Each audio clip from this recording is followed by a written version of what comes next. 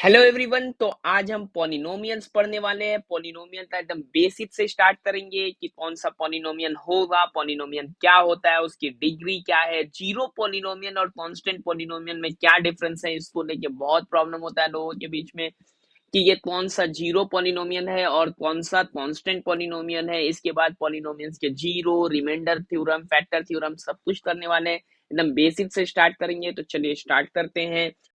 तो पॉलिनोमियल हम किसे बोलेंगे, इससे स्टार्ट करते हैं। तो कोई भी एक ऐसा मैथमेटिकल एक्सप्रेशन जैसे कि A N H to the power N, A N minus one H to the power N minus one, A N minus two H to the power N minus two dot dot dot, A one H plus A zero, ऐसा चीज को हम बोलेंगे polynomial. लेकिन कब बोलेंगे, इस पे एक रिस्ट्रिक्शन होगा कि मेरा ये जितना भी ए N minus one, A N minus to, A N, A one, A zero, ये सभी रियल होंगे। और ये जितने भी एक्सपोनेंट्स हैं, ये आपका एक नॉन नेगेटिव इंटीजर रहेगा। क्या रहेगा? Non negative integer. ठीक है, नॉन नेगेटिव इंटीजर रहने वाला है ये। ठीक है ना। तो ये बेसिकली आपका होल नंबर होगा।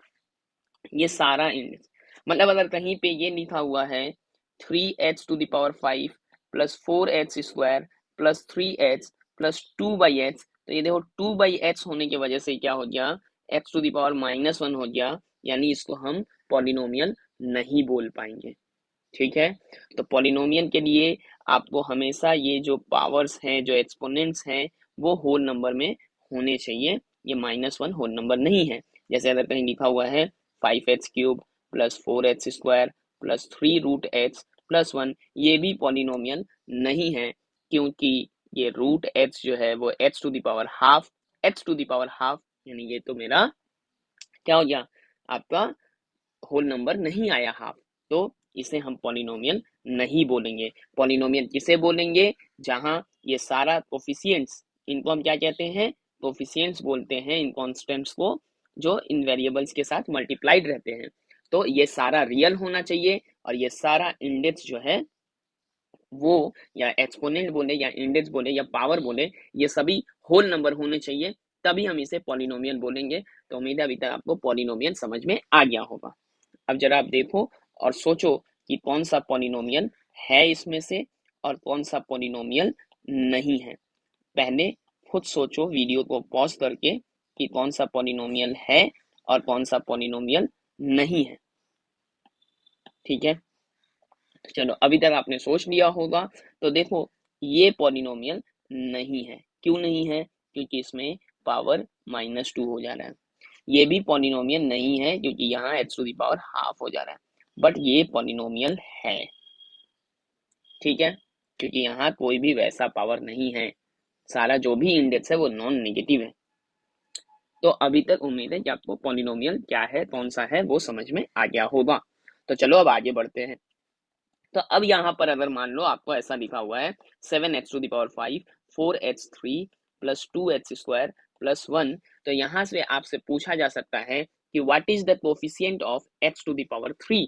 What is the coefficients of h⁻3। तो ये क्या होगा, 4। कोफिशिएंट ऑफ h⁻4, यहाँ h⁻4 है ही नहीं, तो उसे क्या कहेंगे, जीरो। जो टर्म नहीं है वो जीरो हो गया। तो ये जो भी इनसे मल्टीप्लाइड होते हैं उनको हम कहते हैं कोफिशिएंट। h⁻0 का कोफिशिएंट है 1।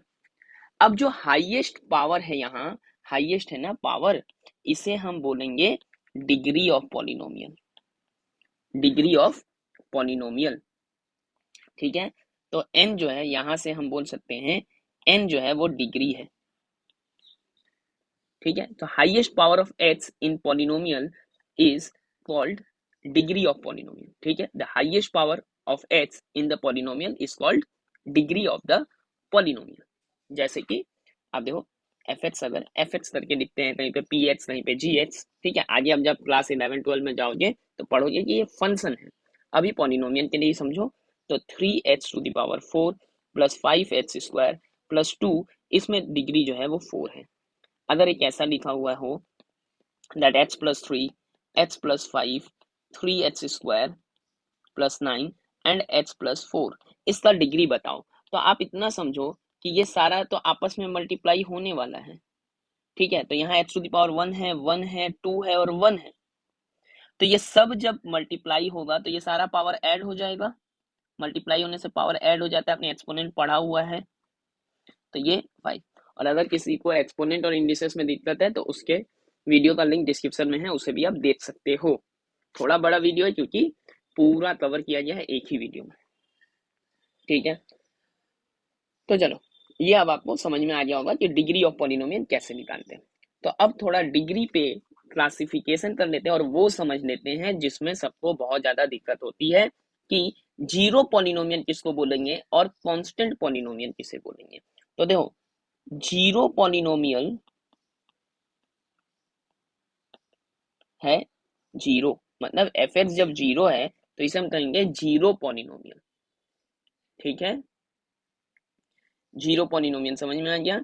इसका डिग्री जो है वो डिफाइंड नहीं है, डिग्री जो है वो नॉट डिफाइंड है, नॉट डिफाइंड। और कांस्टेंट पॉलिनोमियल, इसमें बहुत लोगों को दिक्कत होता है। कांस्टेंट पॉलिनोमियल जिसका डिग्री जीरो हो, ठीक है। बहुत लोग जीरो पॉलिनोमियल डिग्री जीरो वाला को समझने लगते, नहीं। जीरो पॉलिनोमियल जो जीरो है और उसका डिग्री जो है वो नॉट डिफाइंड है, ठीक उसी तरह कांस्टेंट पॉलिनोमियल जो है उसका डिग्री जीरो है और कांस्टेंट पॉलिनोमियल कुछ ऐसा होगा 5, 7, 9, कोई भी कांस्टेंट वैल्यू, ठीक है। इसके बाद आता है डिग्री 1, ठीक है।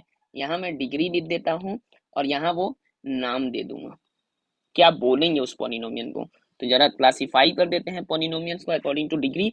तो डिग्री अगर 1 होता है, थोड़ा इसको एक टेबल जैसा अच्छा बना लेते हैं। तो यहाँ नेम और यहाँ एक एग्जाम्पल भी रख देंगे हम, ठीक है। तो चलो, डिग्री 1 अगर होता है तो इसे हम कहते हैं लीनियर, ठीक है। कैसा होगा, लाइक 3x प्लस 5, डिग्री 1 है इसका। डिग्री 2 अगर हुआ तो क्वाड्रेटिक, ठीक है। डिग्री 2 हुआ तो क्वाड्रेटिक का ए ही छोड़ दिया मैंने, क्वाड्रेटिक। तो क्वाड्रेटिक जो है, अभी आप क्वाड्रेटिक इक्वेशन भी पढ़ चुके होंगे या पढ़ोगे, तो ये डिग्री 2 होता है। जैसे 5x² - 3 या फिर 5x² - 3x + 4, ऐसा टाइप। बट इसका किसी में भी, और एक बात हमेशा याद रखना कि कभी भी कोफिशिएंट्स ऑफ हाईएस्ट पावर जो है वो जीरो नहीं होना चाहिए, वरना फिर डिग्री तो आप भूल ही जाओ। क्योंकि आप अगर बोलोगे कि x⁵ का कोफिशिएंट जीरो है और यही मेरा हाईएस्ट पावर है, फिर तो कोई भी आके कुछ भी पावर बोल देगा। आप लिखोगे 3x³, ये एक डिग्री 3 वाला है, वो उधर से आएगा और बोलेगा 0 x⁵ लो डिग्री 5 हो गया। इसीलिए जो हाईएस्ट पावर है या जो डिग्री है उसका कोफिशिएंट कभी जीरो नहीं हो सकता। जैसे क्वाड्रेटिक को लिखने का एक और तरीका है, इन जनरल वो लिखा जाता है ax² + bx + c। तो a can not be zero, b और c जीरो हो सकता है, ठीक है। तो क्वाड्रेटिक पॉलिनोमियल तो यहाँ पे समझ में आ गया होगा, ऐसा होता है। अब डिग्री अगर 3 होता है तो उसे हम कहते हैं क्यूबिक, ठीक है। क्यूबिक पॉलिनोमियल, पॉलिनोमियल सब है इसलिए पॉलिनोमियल नहीं लिखा जा रहा है, क्यूबिक, ठीक है।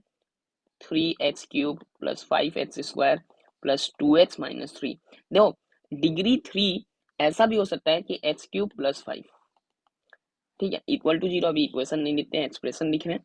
हाँ, इक्वल टू जीरो तब दिया जाता है जब इक्वेशन लिख रहे हैं, यहाँ हम एक पॉलिनोमियल का बस एक्सप्रेशन लिख रहे हैं, ठीक है। और इसके बाद जब पावर 4 होता है उसे हम बाई क्वाड्रेटिक बोलते हैं, ठीक है। बाई क्वाड्रेटिक जब पावर 4 हो जाए, x⁴, 7x⁴, 3x² + 2x, तो बाई क्वाड्रेटिक। और इसके बाद तो जनरल पॉलिनोमियल है ही, पॉली मतलब ही एक से ज्यादा होना, ठीक है, एक या एक से ज्यादा, ऐसे ही पॉलिनोमियल बोलते हैं उसको। अब जो आता है समझो, वो आता है वैल्यू ऑफ अ पॉलिनोमियल निकालना किसी एक पर्टिकुलर पॉइंट पे, वो समझते हैं थोड़ा सा, ठीक है, क्योंकि ये बहुत ज्यादा काम में आने वाला है, तो समझना अच्छे से। लाइक अगर एफ एक्स मेरा लिखा हुआ है x² + 3x + 1 और मुझे f1 चाहिए, मतलब एट x = 1 चाहिए, तो मैं क्या करूंगा, x के जगह पे 1 प्लेस कर दूंगा। 1² + 3 × 1 + 1, यानी 1 + 3 + 1। तो ये f1 जो है वो 5 हो गया। इसका मतलब है कि जो डिग्री ऑफ पॉलिनोमियल जो सॉरी जो वैल्यू ऑफ पॉलिनोमियल जो इतनी देर से डिग्री बोलते होते डिग्री बैठ गया मुझे। तो ये एफ एक्स का वैल्यू जो है वो 5 है, कब? जब ये x इक्वल टू 1 है, यहाँ पे f1 ही लिखेंगे, ठीक है, f1, ठीक है ना। तो ये डिग्री सॉरी बार बार डिग्री आ रहा है, ये वैल्यू ऑफ पॉलिनोमियल हो गया अपना, ठीक है। अब ये वैल्यू ऑफ पॉलिनोमियल हम कर क्यों रहे हैं? क्योंकि आगे अब बहुत काम है। यहाँ एक बात होता है रूट्स ऑफ पॉलिनोमियल, जितनी डिग्री होगी, जो डिग्री होगा उतना ही नंबर ऑफ पॉसिबल वैल्यूज आएगा x का, जिसके लिए वो पॉलिनोमियल जीरो हो जाए। तो पॉलिनोमियल अगर मान लो एफ एक्स कुछ भी दिया हुआ है और एफ ए अगर जीरो है, एफ बी अगर जीरो है, एफ सी अगर जीरो है, तो ये A B C are the zeros of polynomial. तो ये सब क्या हो जाएंगे? जीरोज ऑफ पॉलिनोमियल हो जाएगा। तो अगर तीन ऐसा वैल्यू है, 3 ऐसे पॉसिबल वैल्यूज है, यानी उसका डिग्री 3 है, ठीक है। अगर डिग्री 5 होगा तो ऐसा 5 पॉसिबल वैल्यूज होगा जो उसको जीरो बनाए।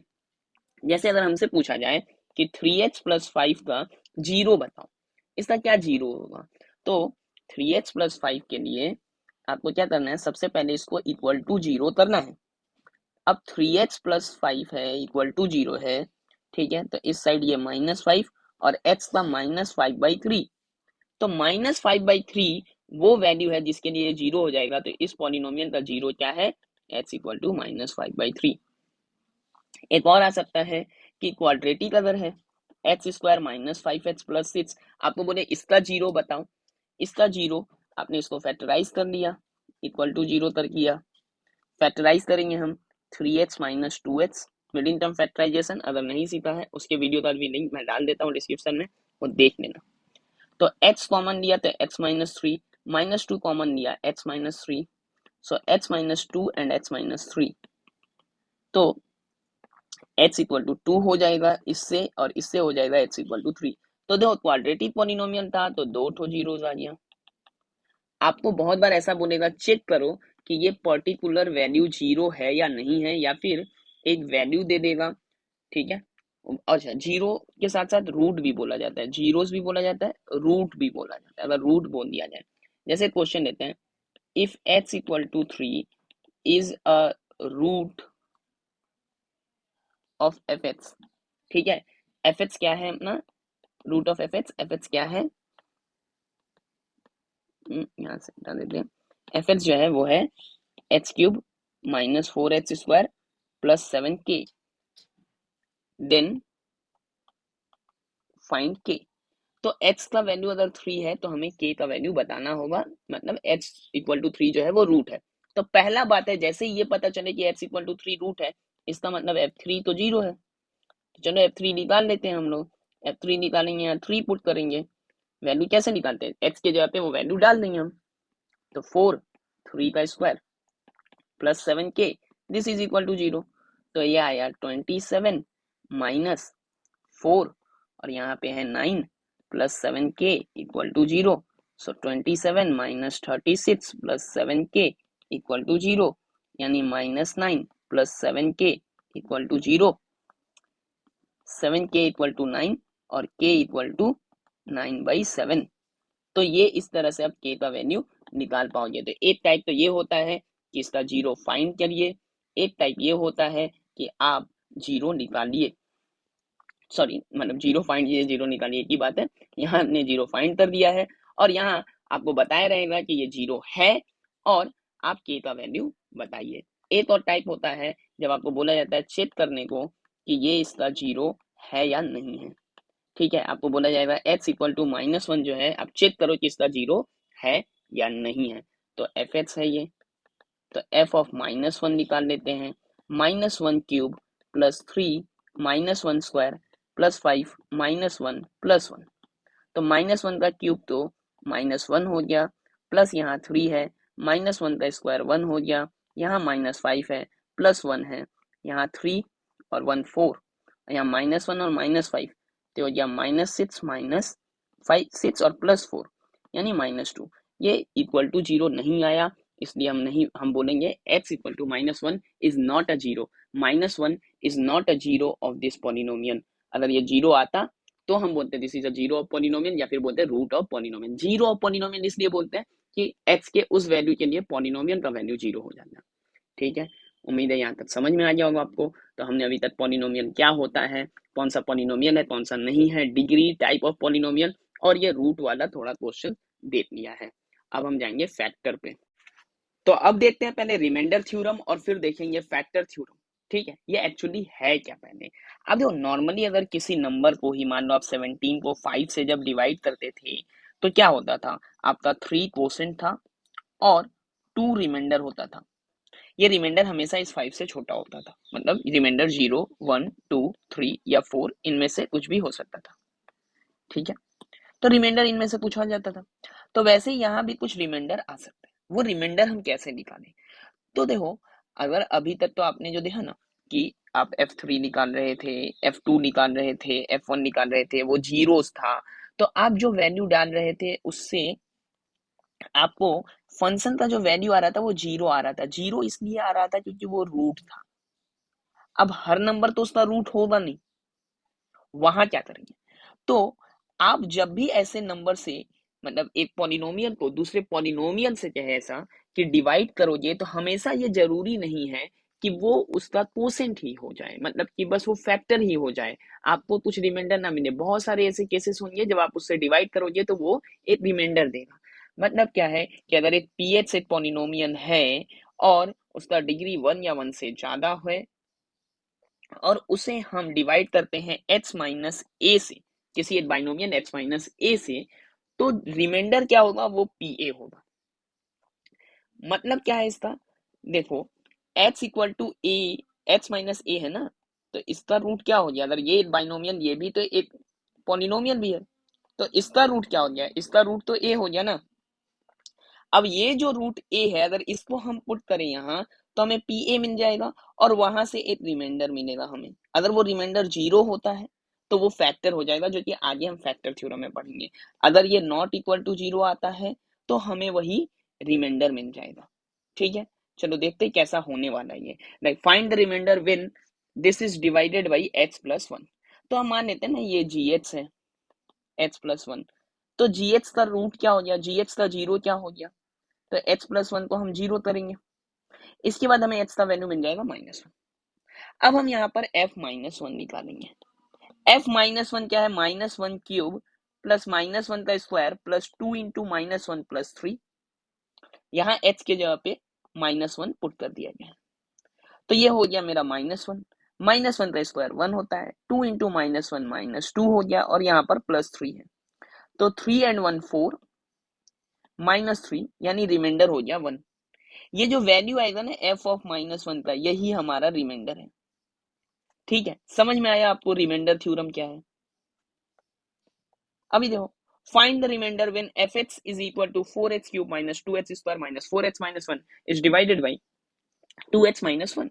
अब यहाँ पे भी हम क्या करेंगे, gh समझ लेंगे इसे, 2x माइनस 1 को मान लेंगे, और 2x माइनस 1 इसका जीरो निकाल लेंगे हम लोग। तो ये क्या होगा, 2x minus 1 equal to zero, तो 2x equal to 1, x equal to 1 by 2।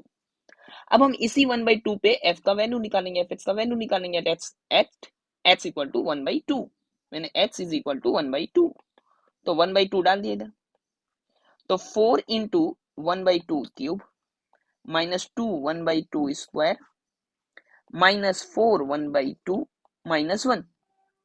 ठीक है, अब देखो यहाँ 4, ये 1/2 का क्यूब हो गया 1/8, माइनस 2 1/2 का स्क्वायर हो गया 1/4, माइनस 4 इंटू 1/2 है, और यहाँ पे माइनस 1 है, इसे कैंसिल कर देंगे 2 टाइम्स, यहाँ ये 1/2 हो गया, यहाँ ये 1/2 हो गया, तो 1/2 माइनस 1/2 माइनस 2 माइनस 1, तो ये और ये तो मेरा कैंसिल आउट हो गया, बचा ये माइनस 2 और माइनस 1 यानी माइनस 3।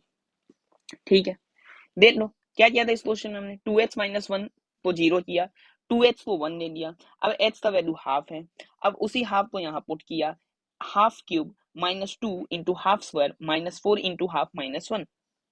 ठीक है, 4 इंटू हाफ तो 2 हो गया, और 2 इंटू 1/2 का स्क्वायर 1/2 हो गया, यहाँ भी 1/2 का क्यूब किया था तो 1/2 1/8 जो 4 से मल्टीप्लाई करे उसे तो 1/2 आ जा रहा है, तो 1/2 माइनस 1/2 तो कैंसल आउट हो गया, -3 हो गया रिमाइंडर।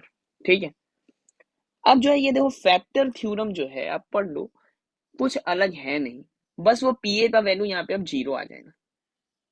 ठीक, तो क्या है, let F P H be a polynomial of degree greater than or equal to 1 and A B a real number such that P A is equal to 0, then H minus A is a factor of P H. देखो वही वाला बात आ गया ना, यहाँ पर H minus ए से divide करने के बाद जो पी ए आता था वो रिमाइंडर था, और यही पी ए जब 0 हो जाता है तो वो आपका फैक्टर हो जाएगा। सिंपल यही तो होता था। अगर मान लो किसी नंबर एच को मैंने 5 से डिवाइड किया और रिमाइंडर अगर इसका 0 है, यानी एच का फैक्टर है 5। ठीक है, एच जो है 5 का मल्टीपल है, तो यहाँ भी वही बात है। कैसे देखेंगे, देखो यहाँ पे पूछा गया है so that 2h minus 3 is a factor of this. तो पहले तो हम 2h माइनस 3 को 0 करते हैं, इसको हमने gh ले लिया। अब इसे 0 करके देखेंगे कि h का वैल्यू क्या है, तो h हो गया अपना 2h पहले हो गया 3 और h हो गया 3/2। अब इसमें हम 3/2 डाल देंगे, ये मान लो एफ एच है, तो एफ 3/2 क्या आ जाएगा, 2 into 3/2 cube minus 9 into 3/2 square plus 3/2 plus 12। तो 2 इंटू 3/2 क्यूब यानी ये तो 9 कहाँ से 27, ये 27 और यहाँ 2 का क्यूब 8 माइनस 9 इंटू ये हो गया 9/4, यहाँ ये 3/2 और प्लस में है 12। ठीक है, इसको आप कैंसिल आउट करो, तो ये हो गया 27/4 माइनस 81/4। ठीक है ना, ये 27/4 हो गया, ये 81/4 हो गया, इधर पे आपका 3/2 है और यहाँ प्लस में है 12। अब हम 4 को रख लेते हैं एलसीएम, तो ये तो 27 माइनस 81 प्लस 3, तो ये 2 टाइम्स, सो 6 एंड 12 इंटू 4 48 हो जाएगा। ठीक है, तो 48 54 और यहाँ पर 81, तो ये हो गया 81 माइनस 81, 81 माइनस 81/4 यानी 0, तो ये 0 हो गया।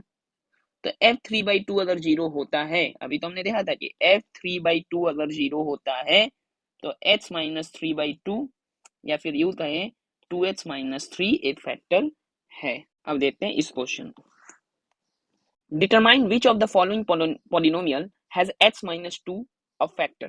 कौन सा का फैक्टर होगा h माइनस 2, तो gh कितना है, gh है h माइनस 2, तो h माइनस 2 को जब हम 0 करेंगे तो h इक्वल टू 2 मिल जाएगा।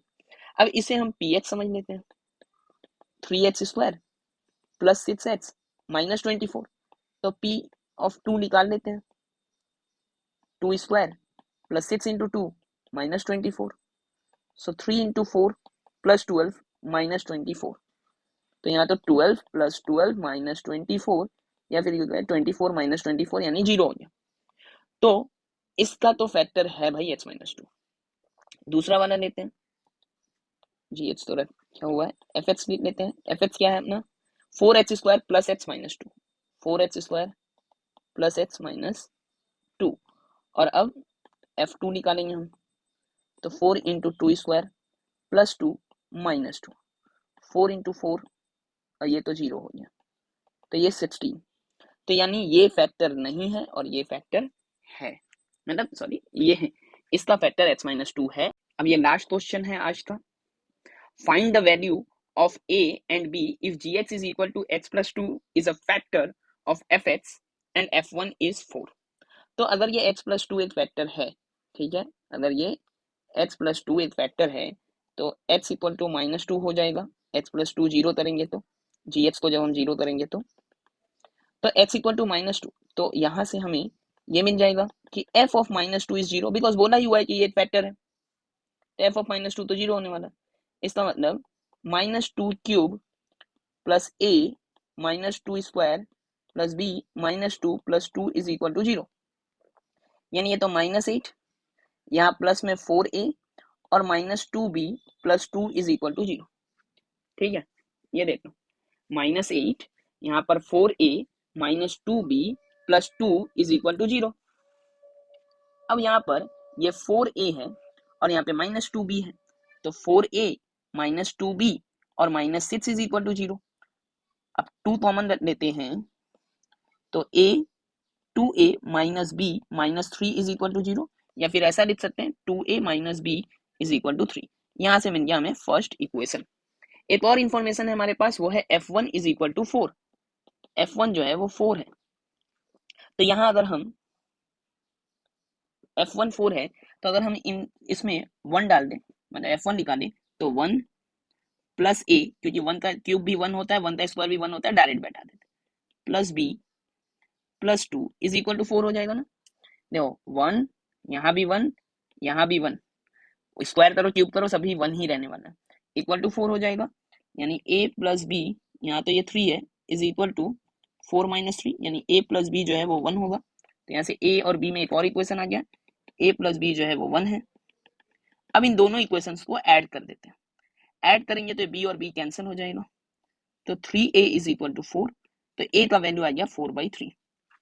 अब a का वैल्यू जैसे ही 4/3 आया, तो हम ये पुट कर देंगे कि a प्लस बी जो है वो 1 है, तो 4/3 a का value plus b is equal to 1, so b equal to 1 minus 4/3, यानी ये 3 एलसीएम था, तो 3 माइनस 4 यानी -1/3, सो a आ गया 4/3 और b आ गया मेरा -1/3। ठीक है, तो ऐसा टाइप का क्वेश्चन रह सकता है। तो आज हमने पूरा पॉलिनोमियल क्या है, कौन सा पॉलिनोमियल होगा, क्या डिग्री होगा, क्या फैक्टर है, क्या रिमाइंडर है, फैक्टर थ्योरम, रिमाइंडर थ्योरम, ये सारा चीज कर दिया। पॉलिनोमियल यही खत्म नहीं हो जाता। तो नेक्स्ट जो वीडियो आएगा उसमें आएगा identity, factorise a polynomial, special problems on remainder theorem, factor theorem. Factor theorem और रिमाइंडर थ्योरम लेके अभी हमने बेसिक क्वेश्चन किया, बहुत अच्छे अच्छे क्वेश्चन हो सकते हैं, वो सारा क्वेश्चन रहेगा इस वीडियो में, आने वाले वीडियो में। तो तब तक के लिए आप इस वीडियो को, अगर आपको अच्छा लगा हो तो इसे लाइक कर देना, ज्यादा से ज्यादा लोगों को शेयर कर देना, और कमेंट में आप मुझे आंसर में बताओगे कि x³ + 5x + 9x स्क्वायर -1 को x-3 से डिवाइड करने पर रिमाइंडर क्या होगा। ठीक है, इसको इससे डिवाइड करने पर ये अपना fx है, ये अपना gx है, और रिमाइंडर क्या होगा ये बताना है। तो चलो आज के लिए इतना ही। चैनल पे नए हो तो चैनल को सब्सक्राइब कर लेना। Thank you.